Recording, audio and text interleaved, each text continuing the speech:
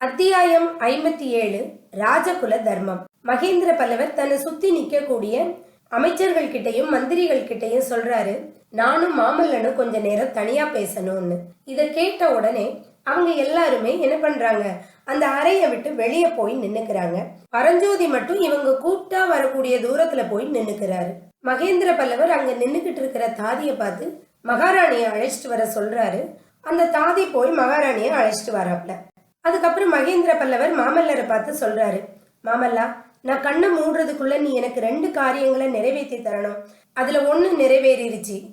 சிவகாமியோட சபதத்தை பூர்த்தி செய்து அவளை வாதாபியிலிருந்து நீ அழைச்சிட்டு வரக்கூடிய விஷயத்துல உனக்கு நம்மோட மந்திரி பிரதானிகள் உதவி செய்யணுங்கிறதுக்காக தான் உன்னோட முன்னிலையில அவங்க கிட்ட நான் வாக்குறுதி வாங்கிக்கிட்டேன். அந்த வாக்குறுதியிலிருந்து அவங்க ஒரு நாளும் பெறல மாட்டாங்க. வாதாபி படையெடுப்புக்கு உனக்கு பூரண பக்கபலமா அவங்க இருப்பாங்க அப்படின்னு மகேந்திர பல்லவர் சொல்றாரு. மாமல்லர் மறுமொழி எதுவும் சொல்லல. மாமல்லா, நான் செய்ய விரும்பக்கூடிய 2வது காரியம் உன்னை பொறுத்துதான் அமைஞ்சிருக்கு. நீதான் அதை நிறைவேற்றி தரணும். மரணத்தை எதிர்பார்த்து காத்திருக்கக்கூடிய சக்கரவர்த்தியோட கோரிக்கைய மந்திரி பிரதானிகள் உடனே ஒப்புக்கிட்டாங்க. நீ என்னோட அருமை புதல்வன், நீயும் என் கடைசி கால வேண்டுகோளை நிறைவேற்றி தருவல்ல அப்படின்னு மகேந்திர பல்லவர் கேட்கிறாரு. உடனே மாமல்லர் சொல்றாரு, அப்பா, என்ன வேணும்னாலும் எனக்கு கட்டளை இடுங்க, நிறைவேற்றி தரேன். கோரிக்கை வேண்டுகோள் அப்படின்னு மட்டும் சொல்லாதீங்கப்பா அப்படிங்கிறாரு மாமல்லர். மாமல்லா, இந்த பெரிய பல்லவ சாம்ராஜ்யத்தை நிர்வகிக்க கூடிய பொறுப்பு உனதாக போகிறது. 1000 ஆண்டுகளாக புகழ்பெற்ற காஞ்சி மாநகரின் சிம்மாசனத்துல நீ வீற்றிருக்க கூடிய காலம் நெருங்கி வந்துகிட்டு இருக்கு அப்படின்னு மகேந்திர பல்லவர் சொல்லிக்கிட்டு இருக்கும் போதே மாமல்லர் சொல்றாரு, அப்பா, இந்த மாதிரிலாம் நீங்க பேசுறதா இருந்தா நான் இங்கேருந்து வெளியே போயிடுறேன்.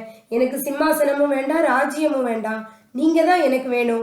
ரொம்ப நாளைக்கு நீங்க நல்லா இருக்கணும்ப்பா அப்படிங்கிறாரு. மாமல்லா, நம்மோட கண்களை நாமே மூடிக்கிட்டு எதிரே இருக்கிறத பார்க்காம இருக்கிறதுனால எந்த பிரயோஜனமும் இல்லை. இனி ரொம்ப நாளைக்கு நான் உயிரோட இருக்க போறதில்ல. அப்படியே உயிரோட இருந்தாலும் திடகாத்திரமா இருக்க போறதில்ல. சாம்ராஜ்ய பாரத்தை இனிமேல் என்னால ஒரு நிமிஷம் கூட தாங்க முடியாது. அந்த பொறுப்பை நீ தான் வகிச்சு ஆகணும். அந்த பொறுப்பை வகிக்க மாட்டேன்னு நான் சொல்லலையே. காஞ்சி சிம்மாசனத்துல நீங்க இருந்துக்கோங்க, எனக்கு கட்டளை இடுங்க, நீங்க என்ன கட்டளை இட்டாலும் நான் நிறைவேற்றி வைக்கிறேன்ப்பா அப்படிங்கிறாரு மாமல்லர். நல்லது மகனே, பல்லவ சாம்ராஜ்யத்தினுடைய பொறுப்பை நிர்வகிக்கிறதுக்கு நீ தகுதி பெறணும்னா ஒரு முக்கியமான நிபந்தனை இருக்கு. அதை நீ பூர்த்தி செஞ்சாகணும் அப்படிங்கிறாரு மகேந்திர பல்லவர். நிபந்தனையை சொல்லுங்களப்பா அப்படின்னு சொல்ற மாமல்லரோட உள்ளத்துல ஏதோ ஒரு விதமான வேதனை உண்டாகுது. மாமல்லா, வளைச்சு வளைச்சு பேசுறதுல எந்த பிரயோஜனமும் இல்லை. நீ எனக்கு ஒரே பையன். வாழையடி வாழையாக வந்த பல்லவ வம்சம் உன்னோட முடிஞ்சு போயிடக்கூடாது. காஞ்சி சிம்மாசனத்துல ஏற தகுதி பெறுவதற்கு நீ கல்யாணம் செஞ்சுக்கணும். மாமல்லா, நீ பாண்டிய ராஜகுமாரிய கல்யாணம் பண்ணிக்கோ. நான் கண்ணை மூடுறதுக்குள்ள நீ இல்லறம் மேற்கொள்றத நான் பார்க்கணும். இல்லைன்னா என் மனசு நிம்மதி அடையாது, என் நெஞ்சு வேகாது அப்படிங்கிறாரு சக்கரவர்த்தி. சக்கரவர்த்தி சொல்லக்கூடிய ஒவ்வொரு வார்த்தையும் மாமல்லரோட இதய வேதனையை பன்மடங்கு அதிகமாக்குது. அவருடைய நெஞ்சில யாரோ ஈட்டியால குத்துற மாதிரி இருக்குது. கொஞ்ச நேரம் மௌனமா நிக்கிறாரு. அதுக்கப்புறம் அப்பா கிட்ட சொல்றாரு, அப்பா, ஏன் இப்படி என்னைய சோதிக்கிறீங்க? என்னோட மனநிலை உங்களுக்கு தெரியாதா? சிவகாமிய நான் காதலிக்கிறேங்கிறது உங்களுக்கு தெரியும் தானே? ஒரு பெண் கிட்ட மனம் சென்ற பிறகு இன்னொரு பெண்ணை நான் எப்படி மணப்பேன்? அப்படி செய்யறது 3 பேரோட வாழ்க்கையை பாழாக்குற மாதிரி தானே. இந்த காரியத்தை நீங்க எனக்கு செய்யறதுக்கு கட்டளை இடலாமா அப்படின்னு கேட்கிறாரு மாமல்லர். உடனே மகேந்திர பல்லவர் ரொம்ப பாசமா மாமல்லர் கிட்ட சொல்றாரு, நரசிம்மா, அப்படிப்பட்ட காரியத்தை செய்யும்படி நான் தான் சொல்றேன். அந்த காரியத்தோட தன்மையை நீ நல்லா புரிஞ்சுக்கோ. கேள் மாமல்லா, இந்த உலகத்துல சாதாரண மனிதர்களுக்கு தர்மம் வேறு, ராஜகுலத்தில் பிறந்தவர்களுக்கு தர்மம் வேறு. சாதாரண ஜனங்கள் தங்களுடைய சொந்த சுக துக்கங்களை உத்தேசித்து காரியங்களை செய்யலாம். ஆனா ராஜகுலத்தில் பிறந்தவர்கள் அவ்வாறு செய்வதற்கு இல்லை. தங்களுடைய சுக துக்கங்களை அவங்க மறந்துடணும். ராஜ்யத்தின் நன்மையை கருதியே ராஜகுலத்தினர் தங்கள் சொந்த காரியங்களையும் வகுத்து கொள்ளணும் அப்படிங்கிறாரு.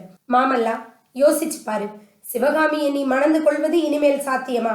வாதாபிக்கு நீ படையெடுத்து போவது இன்றோ நாளையோ நடக்கக்கூடிய காரியமா?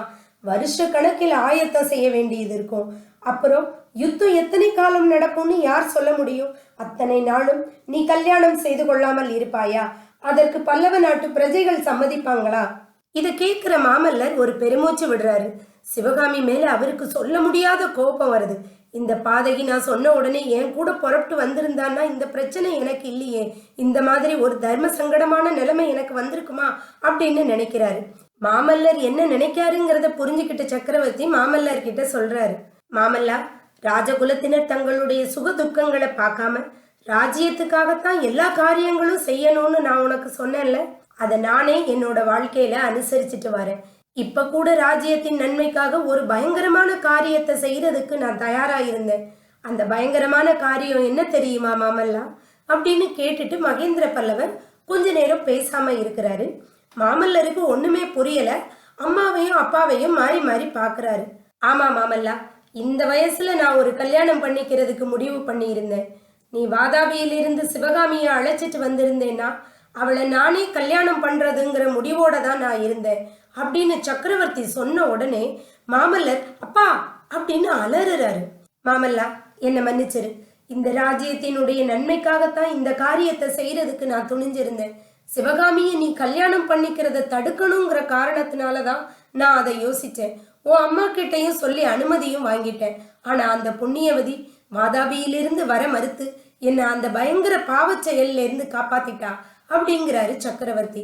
மாமல்லரோட மனசு இப்போ வாதாபியில தன்னந்தனியா உட்கார்ந்துருக்க கூடிய சிவகாமிய நினைச்சு சந்தோஷப்படுது.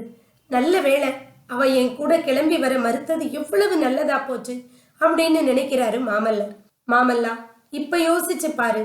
ராஜ்யத்தோட நன்மைக்காக நான் செய்ய துணிஞ்சதை காட்டிலும் உன்னை செய்ய கேட்கிறது ஒன்னும் பெரிய காரியம் இல்லையே. பாண்டிய குமாரிய கல்யாணம் பண்றதுனால பல்லவ ராஜ்யத்துக்கு எவ்வளவு பலம் ஏற்படும்னு நீ யோசிச்சு பாரு.